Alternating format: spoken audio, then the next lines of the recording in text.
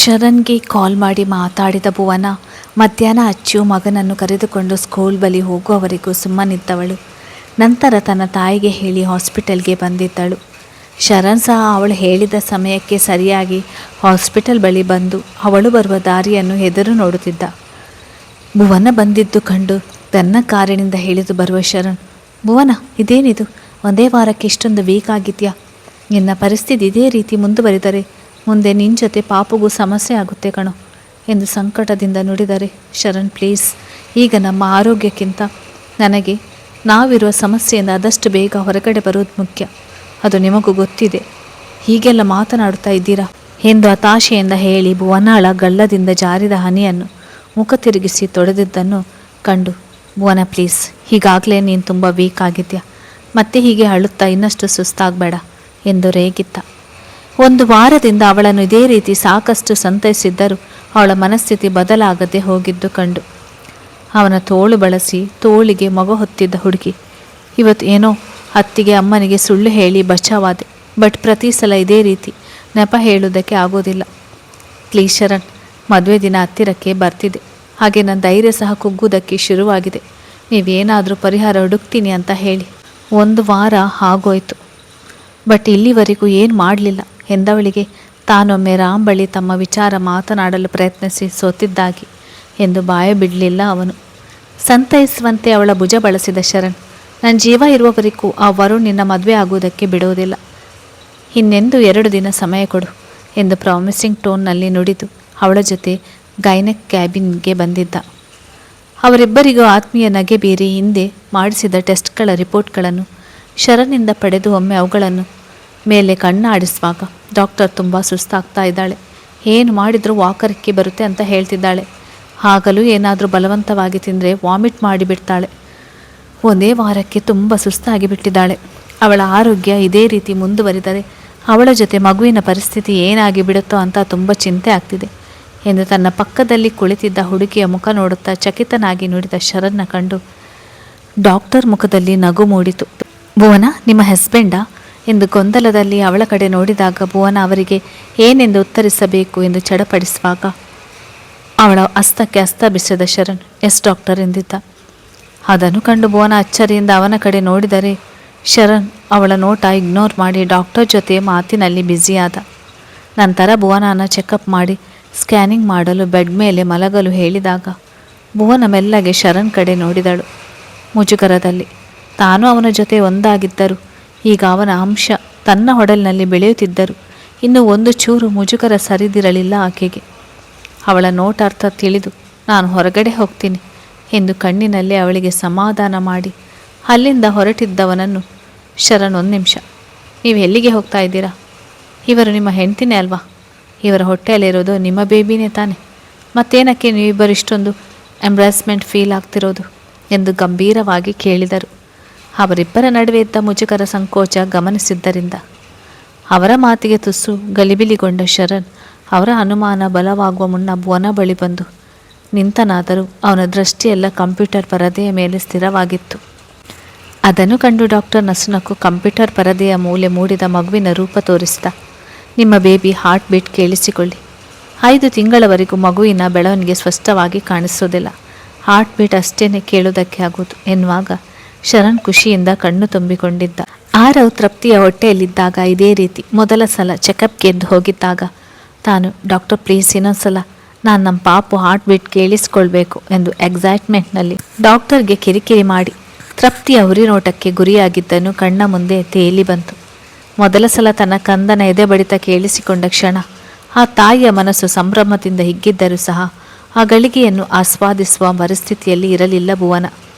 Scanning ಮಾಡಿ ಮಗು ಆರೋಗ್ಯವಾಗಿದೆ ಎಂದು ಖಾತ್ರಿಪಡಿಸಿ ಭುವನಾಗೆ ಡಯಟ್ ಚಾರ್ಟ್ ಕೊಟ್ಟು ಇನ್ಮುಂದೆ ಈ ರೀತಿ ಎಚ್ಚರಿಕೆಯಿಂದ ಇರಬೇಕು ಎಂದು ಸಲಹೆ ನೀಡಿ ಶರಣ್ಗೂ ಸ್ವಲ್ಪ ದಿನದ ಮಟ್ಟಿಗೆ ಅವಳನ್ನು ಕಾಳಜಿ ಮಾಡಲೇಬೇಕು ಎಂದು ಎಚ್ಚರಿಕೆ ಕೊಟ್ಟು ಕಳಿಸಿದ್ದರು. ಅವರಿಗೆ ಧನ್ಯವಾದ ತಿಳಿಸಿ ಭುವನ ಜೊತೆ ಹೊರಗಡೆ ಬಂದ ಶರಣ್, ಭುವನ ಒಂದು 5 ನಿಮಿಷ ವೇಟ್ ಮಾಡು, ನಾನು ಪ್ರಿಸ್ಕ್ರಿಪ್ಷನ್ ತಗೊಂಡು ಬಂದುಬಿಡ್ತೀನಿ ಎಂದು ಅವಳನ್ನು ಅಲ್ಲೇ ಕೂರಿಸಿ ಹೋಗಿದ್ದ. ದಟ್ಟ ಉಸಿರನ್ನು ಹೊರಗಟ್ಟಿದ ಭುವನ, ದೇವರೇ ಆದಷ್ಟು ಬೇಗ ನಾವಿರುವ ಸಂಕಷ್ಟದಿಂದ ಪಾರು ಮಾಡು ಎಂದು ಬೇಡಿಕೊಂಡಿದ್ದಳು. ಮುಂದಿನ 10 ನಿಮಿಷಗಳಲ್ಲಿ ಅವಳ ಬಳಿ ಬಂದ ಶರಣ್ ಅವಳಿಗೆ ಯಾವ ರೀತಿಯ ಮೆಡಿಸಿನ್ ಫಾಲೋ ಮಾಡಬೇಕೆಂದು ಹೇಳುತ್ತಾ ಅಲ್ಲಿಂದ ಹೊರಗಡೆ ಬರುವಾಗ, ಹಾಯ್ ಬೂಡಿಯರ್ ಎಂದು ದನಿ ಕೇಳಿ ಇಬ್ಬರು ಉಬ್ಬೆರಿಸಿ ತನ್ನ ಮುಂದಿದ್ದ ವ್ಯಕ್ತಿಯನ್ನು ನೋಡಿದರು. ತುಂಬ ದಿನಗಳ ನಂತರ ತಮ್ಮ ಕಣ್ಣ ಮುಂದೆ ಬಂದ ಲಿಖಿತ್ನ ಕಂಡು ಭುವನ ಅಸಮಾಧಾನದಿಂದ ಮುಖ ಬುಗಿದರೆ ಶರಣ್ ಕಿರಿಕಿರಿಯಲ್ಲಿ ಹುಬ್ಬು ತಿಕ್ಕಿಕೊಂಡಿದ್ದ. ತನ್ನ ಮುಂದೆ ಶರಣ್ ಜೊತೆ ನಿಂತಿರುವ ಭುವನನ ಕಂಡು ತುಟಿ ಸೊಟ್ಟಗೆ ಮಾಡಿ ನಕ್ಕ ಲಿಖಿತ್. ಬೂಡಿಯರ್, ನನ್ನ ಜೊತೆ ಪ್ರೀತಿ, ನಿಮ್ಮ ಬಾವನ ಜೊತೆ ಎಂಗೇಜ್ಮೆಂಟ್, ಈಗ ನೋಡಿದರೆ ನಿಮ್ಮ ಅಕ್ಕನ ಗಂಡನ ಮಗುವಿಗೆ ತಾಯಿ ಆಗ್ತಾ ಇದೆಯಾ ಎಂದು ವ್ಯಂಗ್ಯ ಭರಿತ ದನಿಯಲ್ಲಿ ಕೇಳಿದ, ಅವಳ ಕೈಯಲ್ಲಿದ್ದ ಸ್ಕ್ಯಾನಿಂಗ್ ರಿಪೋರ್ಟ್ಗಳನ್ನು ದಿಟ್ಟಿಸಿ ನೋಡುತ್ತಾ. ಲಿಖಿತ್, ಸುಮ್ಮನೆ ಇಲ್ಲಿಂದ ಹೊರಡು, ಇಲ್ಲಾಂದರೆ ಹಾಸ್ಪಿಟಲ್ನಲ್ಲಿ ನಿನ್ನ ಮೈಮೂಳೆ ಮುರಿತೀನಿ ಎಂದು ಎಚ್ಚರಿಕೆ ದನಿಯಲ್ಲಿ ನುಡಿದ ಶರಣ್. ಬಟ್ ಅವನ ಎಚ್ಚರಿಕೆಗೆ ಕೇರ್ ಮಾಡದ ಭೂಪ, ಬೂಡಿಯರ್, ಈಗ ನಿನ್ನ ಮಗುವಿಗೆ ವರುಣ್ ತಂದೆ ಆಗ್ತಾನಾ ಅಥವಾ ನಿಮ್ಮ ಅಕ್ಕನ ಗಂಡನ ಎಂದು ಎಲುಬಿಲ್ಲದ ನಾಲಿಗೆಯನ್ನು ಹೇಗೆ ಬೇಕೋ ಹಾಗೆ ಹರಿಬಿಡುತ್ತಾ ತನ್ನ ಮನದ ಬೇಗೆಯನ್ನು ತಣಿಸಿಕೊಳ್ಳುವ ಪ್ರಯತ್ನ ಮಾಡುವಾಗ ತಾಳ್ಮೆ ಕಳೆದುಕೊಂಡ ಶರಣ್ ಮುಷ್ಟಿ ಕಟ್ಟಿ ರೋಷದಿಂದ ಅವನ ಪಕ್ಕೆಲುಬು ಮುರಿದು ಹೋಗುವಂತೆ ಗುದ್ದಿದ್ದ. ಶರಣ್ ಶಾರ್ಟ್ ಟೆಂಪರ್ ಕಂಡು ಭುವನ ಬೆಚ್ಚಿದರೆ ಲಿಖಿತ್ ನೆಲದ ಮೇಲೆ ಕುಸಿದು ನರಳತೊಡಗಿದ. ಬಾಗಿ ಅವನ ಗಲ್ಲವನ್ನು ಹೊರಟಾಗಿಡಿದ ಶರಣ್, ಅವಳ ಅಣ್ಣನ ಕಡೆಯಿಂದ ನಿನಗೆ ವಾರ್ನ್ ಮಾತ್ರ ಸಿಕ್ಕಿರೋದು, ಆದರೆ ನಾನು ರಾಮ್ ಅಷ್ಟು ಸಾಧು ಮನುಷ್ಯ ಅಲ್ಲ ಅನ್ನೋದು ಯಾವಾಗಲೂ ನಿನ್ನ ತಲೆಯಲ್ಲಿ ಇರಲಿ. ಮತ್ತೇನಾದರೂ ಭುವನಾಗೆ ತೊಂದರೆ ಕೊಡುವುದಕ್ಕೆ ಟ್ರೈ ಮಾಡಿದ್ಯೋ ಎಂದು ಹಳ್ಳು ಕಚ್ಚಿ ಬೆರಳು ತೋರಿಸಿ ವಾರ್ನ್ ಮಾಡಿದ್ದ ಶರಣ್ ಭುವನ ಕೈ ಹಿಡಿದು ಅಲ್ಲಿಂದ ಕರೆದುಕೊಂಡು ಹೋದ. ಅವನು ಹೋದ ಕಡೆ ನೋಡುತ್ತಾ, ಪ್ಲೀಸ್ ಯಾರಾದರೂ ಹೆಲ್ಪ್ ಮಾಡಿ ಎಂದು ನೋವಿನಲ್ಲಿ ನರಳುತ್ತಾ ಲಿಖಿತ್ ಮನವಿ ಮಾಡಿದ. ಶರಣ್ ಕೊಟ್ಟ ಏಟು ಅವನ ಪಕ್ಕೆಲುಬು ಮುರಿದು ಹೋದಷ್ಟು ನೋವು ಕೊಡುತ್ತಿದ್ದರಿಂದ ಡ್ರೈವಿಂಗ್ ಸೀಟಿನಲ್ಲಿ ಕುಳಿತಿದ್ದವಳಿಗೆ ಮೆಡಿಸಿನ್ ಕೊಡಲು ವಿಂಡೋ ಬಳಿ ಬಾಗಿದಾಗ ಬೆದರಿ ಹಿಂದೆ ಸರಿದ ಹುಡುಗಿಯನ್ನು ಕಂಡು ಅವನು ತನ್ನ ಮಿತಿ ಮೀರಿದ ಅಂತ ನಾನು ತಾಳ್ಮೆ ಕಳೆದುಕೊಂಡಿದ್ದೆ. ಅದಕ್ಕೆ ನಾನೇನು ರಾಕ್ಷಸನ ನೆಕ್ಸ್ಟ್ ವರ್ಷನ್ ಅನ್ನುವಾಗೆ ಹೆದರುವುದಕ್ಕೆ ಎಂದು ಉಸಿಗದರಿದ ಶರಣ್. ಮನೆಗೆ ರೀಚ್ ಆದಮೇಲೆ ಕಾಲ್ ಮಾಡು ಎಂದಾಗ ಹ್ಞೂ ಎಂದು ಅವನ ಮುಖ ನೋಡದೆಯೇ ತಲೆದೂಗಿ ಕಾರ್ ಸ್ಟಾರ್ಟ್ ಮಾಡಿದಾಗ, ವೇಟ್ 1 ಮಿನಿಟ್ ಎಂದು ಅವಳನ್ನು ತಡೆದಾಗ ಉಬ್ಬೇರಿಸಿ ಅವನ ಕಡೆ ಗೊಂದಲದಲ್ಲಿ ನೋಡತೊಡಗಿದಳು ಭುವನ, ಏನಾಯಿತು ಎನ್ನುವಂತೆ. ಅದನ್ನು ಅರಿತರೂ ತನ್ನ ಪಾಡಿಗೆ ತಾನು ವಿಂಡೋ ಓಪನ್ ಮಾಡಿ ಅವಳಿಗೆ ಸೀಟ್ ಬೆಲ್ಟ್ ಹಾಕಿದವನು ಅವಳ ಭುಜಕ್ಕೆ ಪುಟ್ಟ ಮುತ್ತಿಟ್ಟಾಗ ಸಣ್ಣದಾಗಿ ಕಂಪಿಸಿದ ಹುಡುಗಿ ಭಯದಲ್ಲಿ ಅವನ ಕಡೆ ಪಿಳಿಪಿಳಿ ನೋಡಿದ್ದಳು. ನಾವಿರುವ ಸಿಚುವೇಶನ್ ಅಲ್ಲಿ ಅವನ ಮಾತುಗಳು ನನ್ನ ತಾಳ್ಮೆ ಕಳೆದುಕೊಂಡಿದ್ದು ಅಷ್ಟೇ. ಇನ್ನಷ್ಟಕ್ಕೆ ನನ್ನ ಮುಖ ನೋಡದೇ ಇರುವಷ್ಟು ಹೆದರುವ ಅಗತ್ಯವಿಲ್ಲ ಎಂದು ಮೃದು ದನಿಯಲ್ಲಿ ತಿಳಿಸಿದಾಗ, ನಿಮಗೆ ತುಂಬ ಶಾರ್ಟ್ ಟೆಂಪರ್, ಸ್ವಲ್ಪ ಸಿಟ್ಟು ಕಡಿಮೆ ಮಾಡಿಕೊಳ್ಳಿ ಎಂದು ಮೆಲ್ಲಗೆ ಉಸಿರಿ ಕಾರ್ ಸ್ಟಾರ್ಟ್ ಮಾಡಿದಾಗ ಓಕೆ ಎಂದು ತಲೆಯಾಡಿಸಿದ ಶರಣ್ ಹುಷಾರಾಗಿ ಹೋಗು ಎಂದ. ಕಣ್ಣಿನಲ್ಲಿ ಅವನ ಮಾತಿಗೆ ಓಕೆ ಹೇಳಿ ಮನೆಗೆ ಬಂದಿದ್ದಳು ಭುವನ. ಅಂದು ರಾಮ್ನ ಮೀಟ್ ಮಾಡಲು ದಿಲೀಪ್ ಆಫೀಸ್ಗೆ ಬಂದಿದ್ದ. ಅವನು ಮುಂದಿನ ವಾರ ತನ್ನ ಮಡದಿಯನ್ನು ಕರೆದುಕೊಂಡು ಕೇರಳಕ್ಕೆ ಹೋಗುತ್ತಿದ್ದಾನೆ.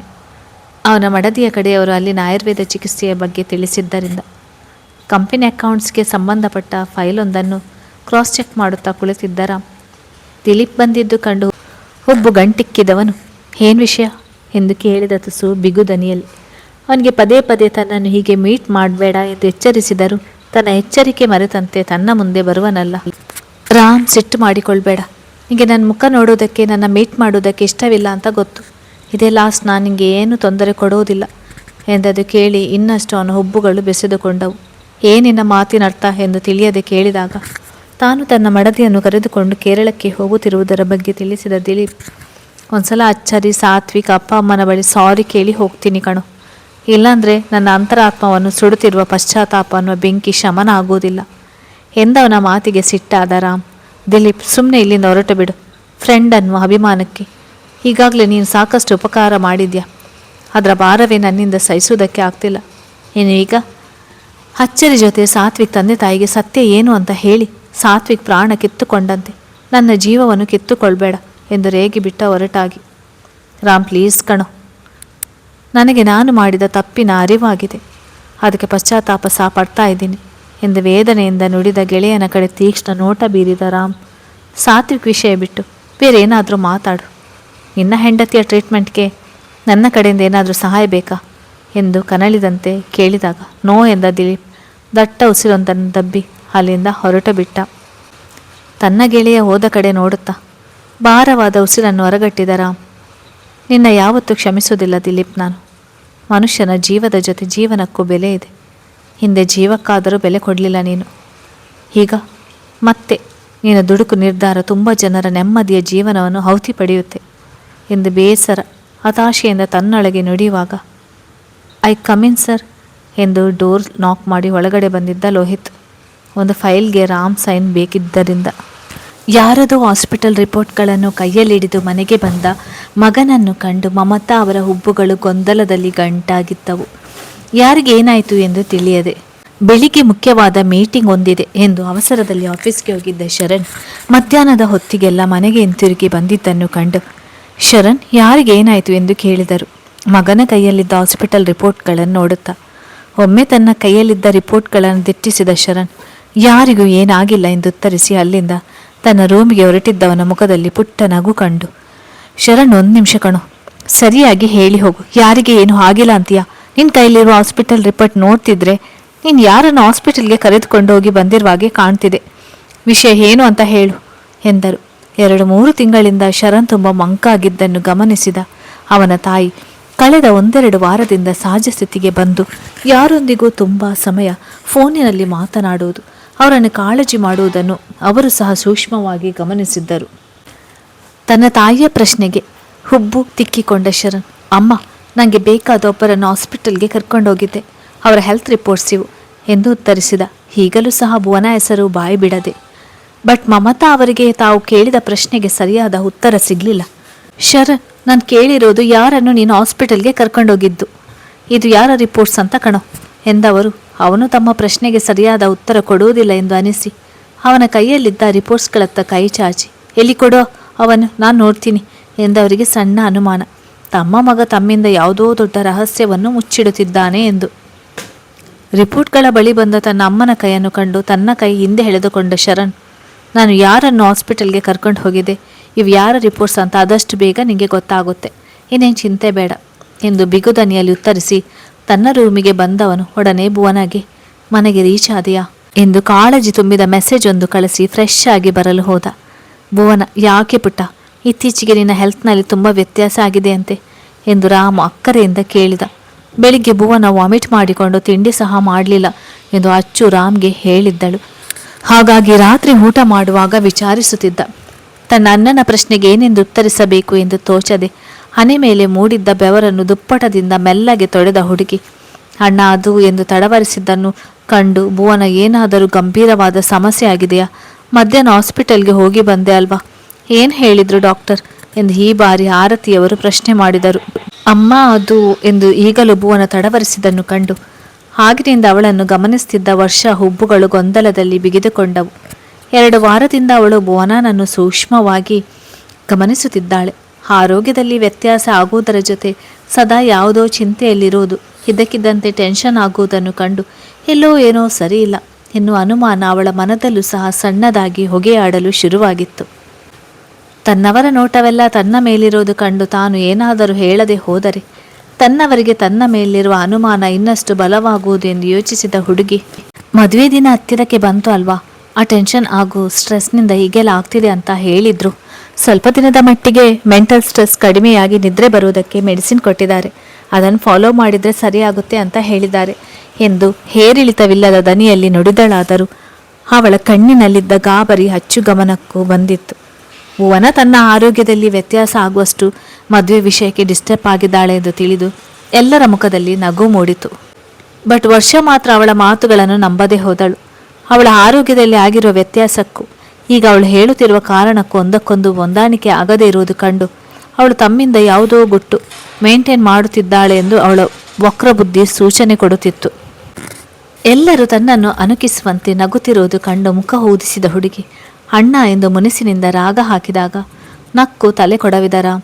ಭುವನ, ವರುಣ್ ನಮ್ಮ ಮನೆ ಹುಡುಗನೇ ಅಲ್ವಾ, ನೀನು ಇಷ್ಟೊಂದು ಹೆದರಿಕೊಳ್ಳುವುದು ಏನಕ್ಕೆ? ಆರಾಮವಾಗಿರು, ಇನ್ನೇನು 3 ದಿನದಲ್ಲಿ ಮದುವೆ ಶಾಸ್ತ್ರಗಳು ಶುರುವಾಗಿ ಬಿಡುತ್ತೆ. ಆಗಲೂ ನಿನ್ನ ಆರೋಗ್ಯ ಇದೇ ರೀತಿ ಇದ್ದರೆ ನೋಡಿದವರು ಇವಳಿಗೆ ಇವರ ಮನೆಯವರು ಇಷ್ಟವಿಲ್ಲದ ಮದುವೆ ಮಾಡುತ್ತಿದ್ದಾರೆ ಅಂತ ತಪ್ಪು ತಿಳಿದು ಬಿಡ್ತಾರೆ ಎಂದವನ ಮಾತಿಗೆ ಒಮ್ಮೆ ತನ್ನ ಮುಂದಿದ್ದ ವರ್ಷ ಕಡೆ ನೋಡಿದಳು ಭುವನ. ಅವಳ ನೋಟ ತನ್ನ ಕಡೆ ಹೊರಳಿದೊಡನೆ ನೋಟ ತಪ್ಪಿಸಿ ಬಿಟ್ಟಳು ವರ್ಷ. ವರುಣ್ ಜೊತೆ ಅವಳ ಸಂಬಂಧ ತಕ್ಕ ಮಟ್ಟಿಗೆ ಸುಧಾರಿಸಿತ್ತಾದರೂ ಯಾವ ಸಂದರ್ಭದಲ್ಲಿ ಬೇಕಾದರೂ ತಾವು ಅವಳಿಗೆ ಮಾಡಿದ ಅನ್ಯಾಯವನ್ನು ತನ್ನ ಮನೆಯವರ ಮುಂದೆ ಒದರಿ ಬಿಡುವಳು ಎಂಬ ಭಯ ಈಗಲೂ ಅಣ್ಣ ತಂಗಿಯ ಮನಸ್ಸಿನಲ್ಲಿ ಇದ್ದೇ ಇತ್ತು. ಅದನ್ನು ಕಂಡು ತನ್ನೊಳಗೆ ಪೇಲವ ನಗುನಕ್ಕ ಹುಡುಗಿ ತನ್ನ ಅಣ್ಣನ ಮಾತಿಗೆ ಸರಿ ಎಂದು ಕೈ ತೊಳೆಯಲು ಎದ್ದು ಹೊರಟಾಗ, ಹೇ ಕುಳಿತುಕೋ, ಒಂದು ಚಪಾತಿ ಸಾಕಾ? ಬೆಳಿಗ್ಗೆ ಸಹ ತಿಂಡಿ ತಿನ್ನಲಿಲ್ಲ. ನೀನು ಇದೇ ರೀತಿ ಆರೋ ಥರ ಇಷ್ಟಿಷ್ಟೇ ಊಟ ಮಾಡ್ತಿದ್ರೆ ನಾಳೆ ಮದುವೆ ಮಂಟಪದಲ್ಲಿ ನಾವು ಡಾಕ್ಟರ್ ನಿನ್ನ ಹಿಂದೆ ಇರೋದಕ್ಕೆ ವ್ಯವಸ್ಥೆ ಮಾಡಬೇಕಾಗುತ್ತೆ ಎಂದು ಗದರಿದ ಅಚ್ಚು ಮತ್ತೊಂದು ಚಪಾತಿ ಹಾಕಿದಾಗ ತನ್ನ ಒಡಲಿನ ಮೇಲೆ ಕೈ ಇರಿಸಿದ ಭುವನ. ಅತ್ತಿಗೆ ಪ್ಲೀಸ್, ನನ್ನಿಂದ ಈ ಒಂದು ಚಪಾತಿನೇ ತಿನ್ನೋದಕ್ಕೆ ಆಗಲಿಲ್ಲ, ಅಂಥದ್ರಲ್ಲಿ ಇನ್ನೊಂದು ಹೇಗೆ ತಿನ್ನಲಿ ಎಂದು ಸಣ್ಣ ಮಗುವಿನಂತೆ ಮುಖ ಇಳಿಸಿ ನುಡಿದಾಗ, ಅತ್ತೆ ನಾನು 2 ಚಪಾತಿ ತಿಂದೆ, ನೀನು ನೋಡು ಒಂದೇ ಒಂದು ಚಪಾತಿಗೆ ಸೋತು ಹೋಗಿಬಿಟ್ಟೆ ಎಂದು ಆ ಮಗು ಸಹ ತನ್ನ ನೋಡಿ ಆಡಿಕೊಂಡು ನಗುತ್ತಿರುವುದು ಕಂಡು ಭುವನ ಮುಖ ಪೆಚ್ಚಾಗಿದ್ದು ಕಂಡು ಎಲ್ಲರೂ ತುಟಿ ಬಿಗಿದು ತಮ್ಮ ನಗು ತಡೆದರು. ಭುವನ, ಮಗು ನಿಂಗೆ ಬುದ್ಧಿ ಹೇಳುವ ಹಾಗೆ ಆಯಿತು, ಸುಮ್ಮನೆ ಹಠ ಮಾಡದೆ ತಿಂದು ಹೋಗು ಎಂದು ಅಚ್ಚು ಉಸಿಗದರಿದಾಗ ಹಳು ಮುಖ ಮಾಡಿದ ಭುವನ ಮನೆಯವರ ಒತ್ತಾಯಕ್ಕೆ ಇನ್ನಿಲ್ಲದ ಪ್ರಯತ್ನಪಟ್ಟು ಅದನ್ನು ಗಂಟಲಿನಲ್ಲಿ ಇಳಿಸಿದಳು. ಊಟ ಮಾಡುವ 5 ನಿಮಿಷಕ್ಕೂ ಮೊದಲೇ ವಾಮಿಟ್ ಆಗದಂತೆ ಟ್ಯಾಬ್ಲೆಟ್ಸ್ ನುಂಗಿದ್ದರಿಂದ ಮನೆಯವರ ಮುಂದೆ ಸಿಕ್ಕಿ ಬೀಳಲಿಲ್ಲ ಈ ಬಾರಿ. ಮಡದಿ ರೂಮಿಗೆ ಬಂದಿದ್ದು ಕಂಡೊಡನೆ ತಿದ್ದುತ್ತಿದ್ದ ಫೈಲ್ ಎತ್ತಿಟ್ಟು ರಾಮ್ ಮಲಗಲು ಬಂದಿದ್ದ. ಮುಖ ತೊಳೆದು ಬಂದ ಅಚ್ಚು ತನ್ನವನು ಆಗಲೇ ಹಾಸಿಗೆ ಮೇಲೆ ಅಡ್ಡಾಗಿರುವುದು ಕಂಡು ಅಚ್ಚರಿಯಿಂದ ಹುಬ್ಬೇರಿಸಿದಳು. ರಾಮ, ಆಗಲೇ ನಿಮ್ಮ ವರ್ಕ್ ಮುಗೀತಾ ಎಂದು ಪ್ರಶ್ನೆ ಮಾಡುತ್ತಾ ತಾನು ಸಹ ಅವನ ಪಕ್ಕದಲ್ಲಿ ಮೈ ಚೆಲ್ಲಿದಳು. ತಲೆ ಕೆಳಗೆ 2 ಕೈಯನ್ನು ಇಟ್ಟು ಮಲಗಿದ್ದ ರಾಮ್ ಒಮ್ಮೆ ಅವಳ ಕಡೆ ನೋಡಿ, ನನ್ನ ಹೆಂಡತಿಗಂತೂ ಗಂಡನ ಕಡೆ ಗಮನವೇ ಇಲ್ಲ, ನಾನಾದರೂ ಗಮನಿಸಿಕೊಳ್ಬೇಕಲ್ವಾ ಎಂದು ರಾಗ ಹೇಳಿದ. ಅಚ್ಚು ಅದಾಗಲೇ ಕೆಲಸಕ್ಕೆ ರಜೆ ಮಾಡಿ 15 ದಿನಕ್ಕೂ ಮೇಲಾಗಿತ್ತು. ಇದರ ಜೊತೆ ಮದುವೆ ದಿನಗಳು ಹತ್ತಿರಕ್ಕೆ ಬರುತ್ತಿದ್ದರಿಂದ ಯಾವಾಗಲೂ ಏನಾದರೂ ಒಂದು ಕೆಲಸದಲ್ಲಿ ತೊಡಗಿರುತ್ತಿದ್ದಳು. ಹಾಗಾಗಿ ರಾಮ್ಗೆ ಮೊದಲಿನಂತೆ ಮಡದಿಯನ್ನು ಕಾಡುವ ಅವಕಾಶದ ಜೊತೆ ಮುದ್ದು ಮಾಡುವ ಅವಕಾಶವು ಸಿಗುವುದು ಅಪರೂಪವಾಗತೊಡಗಿತು. ಮೆಲ್ಲಗೆ ಸರಿದು ಬಂದು ತನ್ನವನ ತೋಳಿಗೆ ತಲೆ ಏರಿಸಿದ. ಅಚ್ಚು, ನಮ್ಮ ರಾಮ್ ಸಾರ್ ಇವತ್ತು ಫ್ರೀಯಾಗಿದ್ದಾರೆ ಅನಿಸುತ್ತೆ, ಅದಕ್ಕೆ ಹೆಂಡತಿ ನೆನಪು ಬಂದಿರೋದು ಎಂದು ಉಬ್ಬೇರಿಸಿದಳು ರೇಗಿಸುವಂತೆ. ತಾನು ಕೆಲಸಕ್ಕೆ ರಜೆ ಹಾಕಿದಾಗಿನಿಂದ ತನ್ನವನಿಗೆ ವರ್ಕ್ ಪ್ರೆಷರ್ ಜಾಸ್ತಿ ಆಗಿದೆ ಎಂದು ಅವಳು ಸಹ ಗಮನಿಸಿಕೊಂಡಿದ್ದಾಳಲ್ಲ. ಮುದ್ದು, ಈ ಮದುವೆ ಯಾವಾಗ ಮುಗಿಯುತ್ತೋ, ನೀವು ಮತ್ತೆ ಯಾವಾಗ ಆಫೀಸ್ಗೆ ನನ್ನ ಜೊತೆ ಬರ್ತೀರೋ ಅಂತ ಅನಿಸಿಬಿಟ್ಟಿದೆ ನನಗೆ ಎಂದು ಸುಸ್ತಾದವನಾಗಿ ತನ್ನವಳು ಇಲ್ಲದೆ ಅವಳ ಮುಖ ನೋಡದೆ ಯಾವ ಕೆಲಸವೂ ಸರಿಯಾಗಿ ಸಾಗುತ್ತಿರಲಿಲ್ಲ ಆಫೀಸ್ನಲ್ಲಿ. ಒಮ್ಮೊಮ್ಮೆ ಕೈಕಾಲು ಆಡದಂತಾಗಿ ಒಂದು 10 ನಿಮಿಷ ಸುಮ್ಮನೆ ಕುಳಿತದ್ದು ಉಂಟು ಅವನು. ಅವನ ಮಾತಿಗೆ ಮುಗುಳ್ನಕ್ಕಾಚು, ಭುವನ ಮದುವೆ ಮುಗಿದ ಮೇಲೆ ನಾನು ನನ್ನ ಕೆಲಸಕ್ಕೆ ರಿಸೈನ್ ಮಾಡಬೇಕಂತ ಇದ್ದೀನಿ ರಾಮ್ ಎಂದಳು ಅವನನ್ನು ಕಾಡುವಂತೆ. ತನ್ನವಳ ಮಾತಿಗೆ ಗಾಬರಿ ಬಿದ್ದ ರಾಮ್, ಮುದ್ದು ಪ್ಲೀಸ್, ಅಂತಹ ದುಡುಕು ನಿರ್ಧಾರ ಏನಾದರೂ ಮಾಡಿಬಿಟ್ಟಿರಾ? ಈಗಾಗಲೇ ಆಫೀಸ್ನಲ್ಲಿ ಸಮಯಕ್ಕೆ ಸರಿಯಾಗಿ ಯಾವುದೂ ಕೆಲಸ ಆಗದೆ ತಲೆ ಕೆಟ್ಟು ಹೋದಂತಾಗಿ ಬಿಡುತ್ತದೆ ನನ್ನ ಪರಿಸ್ಥಿತಿ ಎಂದು ಮನವಿ ಮಾಡಿದ. 1 ನಿಮಿಷ ಅವನನ್ನೇ ದಿಟ್ಟಿಸಿದ ಅಚ್ಚು, ನೀವು ಯಾವಾಗ ನನ್ನನ್ನು ಇಷ್ಟೊಂದು ಹಚ್ಚಿಕೊಂಡ್ರಿ? ನನ್ನ ಮುಖ ನೋಡಲಿಲ್ಲ ಅಂದರೆ ಕೈಕಾಲು ಆಡೋದಿಲ್ಲ ಅಂತ ಹೇಳುವಷ್ಟು ಎಂದರೆ ಗೊತ್ತಿಲ್ಲ, ಬಟ್ ನೀವು ಯಾವಾಗಲೂ ನನ್ನ ಮುಂದೆ ಇರಬೇಕಷ್ಟೆ ಎಂದ. ಅದು ತನ್ನ ಸಲ್ಲದ ಬಯಕೆ ಎಂಬ ಅರಿವಿಲ್ಲದೆ. ನಿಮ್ಮನ್ನು ಬಿಟ್ಟು ನಾನು ಎಲ್ಲಿಗೆ ಹೋಗಲಿ? ಹೋದರೂ ತಾನೆ ನಿಮ್ಮನ್ನು ಬಿಟ್ಟು ಬದುಕ್ತೀನಿ ಅನ್ನುವ ನಂಬಿಕೆ ಇಲ್ಲ ಎಂದಳು ಅವನ ಕೆನ್ನೆಗೆ ಮುತ್ತಿಟ್ಟು. ಅವಳ ಮೇಲಿನ ಹಿಡಿತ ಬಿಗಿ ಮಾಡಿದ ರಾಮ್, ಹೋಗಲು ಬಾರದು. ಆ ಭಗವಂತ ಶ್ರೀರಾಮನ ಜೊತೆ ಸೀತಾಮಾತೆ ಹೇಗಿದ್ದಳು ಅದೇ ರೀತಿ ತಾರಕ್ ರಾಮ್ ಜೊತೆ ಈ ಅಚ್ಚರಿ ನಂದನ್ ಇರಬೇಕು ಎಂದಾಗ ಹ್ಞೂ ಎಂದು ಮುದ್ದಾಗಿ ತಲೆದೂಗಿದ ಅಚ್ಚುಗೆ ತಿಳಿಯದೆ ಹೋಯಿತು ತನ್ನ ಪಾಲಿನ ಖುಷಿ ದಿನಗಳು ಮುಗಿಯುತ್ತಾ ಬಂದಿವೆ ಎಂಬ ಕಹಿ ಸತ್ಯ. ಅವನ ಕಣ್ಣಿನಲ್ಲಿ ತುಂಬಿದ ಪ್ರೀತಿಯ ಹೊನಲು ಅವಳ ಹೃದಯವನ್ನು ಮುಟ್ಟಿತ್ತು. ರಾಮ್, ಐ ಲವ್ ಯು ಎಂದಾಗ ಲವ್ ಯು ಟೂ ಮುದ್ದು ಎಂದು ಅವಳ ನೆತ್ತಿಗೆ ಚುಂಬಿಸಿ ಅವಳನ್ನು ಹಪ್ಪಿ ಕಣ್ಣು ಮುಚ್ಚಿದ. ಅಚ್ಚು ತನ್ನವನ ಬಿಸಿ ಅಪ್ಪುಗೆಯಲ್ಲಿ ನೆಮ್ಮದಿಯ ನಿದ್ರೆಗೆ ಜಾರಿದ್ದಳು. ಅಂದು ಮಧ್ಯಾಹ್ನ ಮದುವೆ ಆದಮೇಲೆ ಭುವನ ವರುಣ್ ಮನೆಗೆ ತೆಗೆದುಕೊಂಡು ಹೋಗೋ ಥಿಂಗ್ಸನ್ನು ಪ್ಯಾಕ್ ಮಾಡಲು ಬಂದಿದ್ದ ಅಚ್ಚುಗೆ ಭುವನ ಯಾವುದರಲ್ಲೂ ಆಸಕ್ತಿ ತೋರದೆ ಹೋಗಿದ್ದು ಕಂಡು ವಿಚಿತ್ರ ಎನಿಸಿತು. ಅವಳ ಹೋಕೆ ಹೇಳಿದ ಮೇಲೆಯೇ ಈ ಮದುವೆ ವಿಷಯದಲ್ಲಿ ಮುಂದುವರಿದಿತ್ತು. ಬಟ್ ಮದುವೆ ಪ್ರಸ್ತಾಪ ಮಾಡಿದಾಗಿನಿಂದ ಅವಳ ವರ್ತನೆ ಬದಲಾಗದೆ ಹೋಗಿದ್ದು ಕಂಡು ಇದು ಅವಳಿಗೆ ಹೊಲ್ಲದ ಮದುವೆನಾ ಎಂಬ ಅನುಮಾನ ಮೂಡಿದರು ಅದನ್ನು ಪ್ರಶ್ನೆ ಮಾಡದೆ ಹೋದಳು ಅಚ್ಚು. ಬೆಡ್ ಮೇಲಿದ್ದ ಭುವನ ಫೋನ್ ರಿಂಗ್ ಆಗಿದ್ದನ್ನು ಕಂಡು ಶರು ಎಂದು ಸೇವ್ ಮಾಡಿದ ನಂಬರ್ನಿಂದ ಕಾಲ್ ಬರುತ್ತಿರುವುದನ್ನು ಕಂಡು, ಭುವನ, ನಿನ್ನ ಫ್ರೆಂಡ್ ಶರು ಕಾಲ್ ಮಾಡ್ತಿದ್ದಾಳೆ, ಬಂದು ಕಾಲ್ ರಿಸೀವ್ ಮಾಡು ಎಂದಳು ಅಚ್ಚು. ಹೊತ್ತಾಯಕ್ಕೆ ತನ್ನ ಥಿಂಗ್ಸ್ ತೆಗೆದುಕೊಂಡು ಕೊಡುತ್ತಿದ್ದ ಭುವನಾಗೆ ಮನೆಯವರಿಗೆ ತಾನು ಶರಣ್ ಜೊತೆ ಕಾಂಟ್ಯಾಕ್ಟ್ನಲ್ಲಿದ್ದೀನಿ ಎಂದು ತಿಳಿಯಬಾರದು ಎಂಬ ಕಾರಣಕ್ಕೆ ಶರು ಎಂದು ಅವನ ನಂಬರ್ ಸೇವ್ ಮಾಡಿದ್ದರಿಂದ ಅಚ್ಚುಗೆ ಅದು ಶರಣ್ ಕಾಲ್ ಎಂದು ತಿಳಿಯದೇ ಹೋಯಿತು. ಶರಣ್ ದಿನ ಮಧ್ಯಾಹ್ನ ಕಾಲ್ ಮಾಡಿ ಊಟ ಮಾಡಿ ಟ್ಯಾಬ್ಲೆಟ್ಸ್ ತಗೊಂಡ್ಯಾ ಎಂದು ವಿಚಾರಿಸಿಕೊಳ್ತಿದ್ದ. ಈಗಲೂ ಸಹ ಅವಳನ್ನು ವಿಚಾರಿಸಲು ಕಾಲ್ ಮಾಡ್ತಿದ್ದಾನೆ. ಅಚ್ಚು ಬಾಯಲ್ಲಿ ಶರು ಎಂದು ಕೇಳಿ ಗಾಬರಿಯಲ್ಲಿ ಹಿಂದೆ ಅವಳ ಕಡೆ ನೋಡಿದವಳ ಎದೆ ದಸಕ್ಕೆಂದಿತು. ಅಚ್ಚು ಕೈಯಲ್ಲಿದ್ದ ತನ್ನ ಫೋನ್ ಇರುವುದನ್ನು ಕಂಡು ತಾನು ಹೋಗುವುದು ತಡ ಮಾಡಿದರೆ ಅಚ್ಚು ಎಲ್ಲಿ ಶರಣ್ ಕಾಲ್ ರಿಸೀವ್ ಮಾಡಿ ಬಿಡುವಳೆ ಎಂಬ ಭಯದಲ್ಲಿ ಅಚ್ಚು ಬಳಿ ಬರುತ್ತಿದ್ದ ಭುವನ ನೆಲದ ಮೇಲೆ ಬಿದ್ದಿದ್ದ ಪೆನ್ನಿನ ಮೇಲೆ ಕಾಲಿಟ್ಟು ನೆಲಕ್ಕೆ ಮುಗ್ಗರಿಸಿ ಬೀಳುವಂತೆ ಆದಾಗ ಗಾಬರಿಯಲ್ಲಿ ತನ್ನ ಹೊಟ್ಟೆಯನ್ನು ಗಟ್ಟಿಯಾಗಿ ಹಿಡಿದಳು. ಅವಳನ್ನು ಬೀಳದಂತೆ ಅವಳ ಭುಜ ಬಳಸಿದ ಅಚ್ಚು ಹುಬ್ಬುಗಳು ಅನುಮಾನದಲ್ಲಿ ಗಂಟಾದವು. ಅದೇ ಸಮಯಕ್ಕೆ ಅವಳ ವಾರ್ಡ್ರೋಬ್ನಲ್ಲಿದ್ದ ಒಂದಿಷ್ಟು ಮೆಡಿಸಿನ್ ಅವಳ ಕಣ್ಣಿಗೆ ಬಿದ್ದಾಗ ಇನ್ನೂ ಗಾಬರಿಯಲ್ಲಿ ತನ್ನ ಕಂದನಿಗೆ ಪೆಟ್ಟಾಗಿ ಬಿಡುವುದು ಎಂದು ಹೊಟ್ಟೆಯನ್ನು ಹಿಡಿದು ನಿಂತಿದ್ದ ಹುಡುಗಿಯನ್ನು ಒಮ್ಮೆ ಅವಳ ವಾರ್ಡ್ರೋಬ್ನಲ್ಲಿದ್ದ ಮೆಡಿಸಿನನ್ನು ನೋಟ ಬದಲಾಯಿಸಿ ನೋಡುವ ಅಚ್ಚು ಮುಖ ಹರಿ ನಿಮಿಷದಲ್ಲಿ ವಿವರಣವಾಯಿತು. ಭುವನ ಆಗಾಗ ವಾಮಿಟ್ ಮಾಡಿಕೊಳ್ಳುತ್ತಿದ್ದುದರ ಜೊತೆ ಇತ್ತೀಚಿನ ದಿನಗಳಲ್ಲಿ ಅವಳ ಆರೋಗ್ಯ ತುಂಬ ಸೂಕ್ಷ್ಮವಾಗಿ ಹೋಗಿರುವುದನ್ನು ಸಹ ಗಮನಿಸಿದ ಅಚ್ಚು ಭುವನಾಳನ್ನು ಅತ್ತೆ ಎತ್ಕೋ ಎಂದು ಬೇಡಿದರು ಅವನನ್ನು ಎತ್ತಿಕೊಳ್ಳದೇನಾದರೂ ಒಂದು ನೆಪ ಹೇಳಿ ಮ್ಯಾನೇಜ್ ಮಾಡುತ್ತಿದ್ದಳು. ಇದರ ಜೊತೆ ತನ್ನ ಹೊಡಲಿನ ಮೇಲೆ ಕೈ ಇರಿಸಿ ಆಗಾಗ ಮೈ ಮರೆಯುತ್ತಿದ್ದದು ಸಹ ಅಚ್ಚು ಗಮನಕ್ಕೆ ಬಂದಿತ್ತು. ಈಗ ಇದಕ್ಕೆಲ್ಲ ಕಾರಣ ಏನಿರಬಹುದು ಎಂಬ ಕ್ಲಾರಿಟಿ ಸಿಕ್ಕಾಗ ಸ್ತಬ್ಧಳಾಗಿ ಹೋದಳು ಅಚ್ಚು.